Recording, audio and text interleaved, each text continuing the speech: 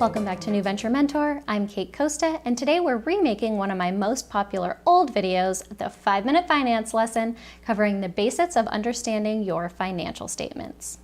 If this is your first time here at New Venture Mentor, be sure to subscribe and join the thousands of entrepreneurs I've helped to launch and grow their businesses, and be the first to know every time I add a new video.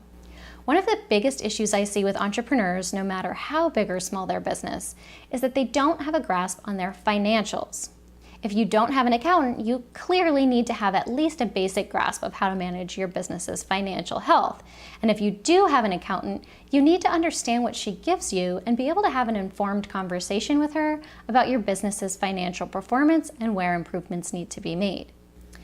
Now, is all of that going to happen in a 5-minute finance lesson? Obviously not. But at least you can get a basic understanding of the 3 main financial statements: the balance sheet, income statement, and statement of cash flows, and what each means for understanding your business. The first financial statement that you'll need to know about is the balance sheet. The balance sheet shows a company's assets, liabilities, and shareholders' equity as of a specific date.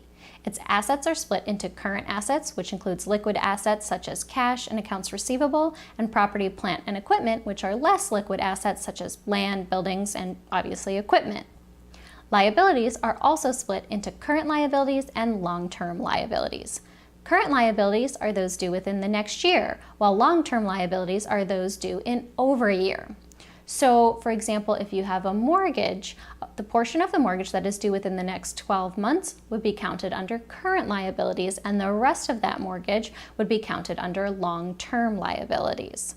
The total assets and total liabilities plus shareholders' equity must equal each other. So, if you create a balance sheet and those two numbers don't match, you've made a mistake somewhere and you need to go back and check your work. The second financial statement that you'll need to learn is the income statement, also known as the profit and loss statement. The income statement shows a company's profit or loss over a specified period of time, and it shows revenue and expenses split into operating and non-operating income. Operating income starts with sales and cost of goods sold to give the gross profit margin.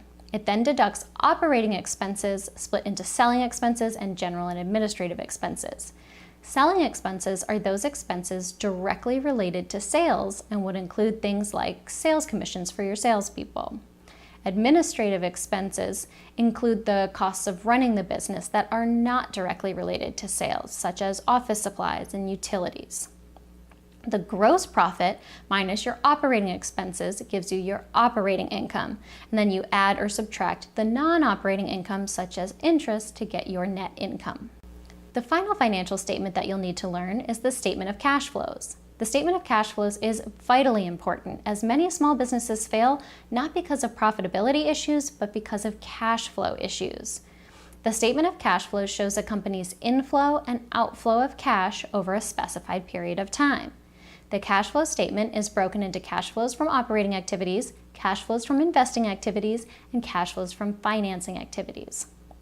For cash flows from operating activities, you start with the net income, and then you adjust for non-cash revenue and expenses such as depreciation, accounts receivable, and accounts payable. For cash flows from investing activities, you include things like the sale of a factory or building or equipment.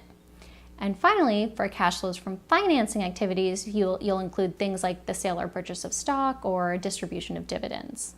This gives you your net increase in cash. Add that to the cash you had at the beginning of the period, and you'll know how much cash you have on hand and available now. Now that you understand the very basics of these 3 financial statements, you'll better understand how your company is performing so that you can strategize for future growth.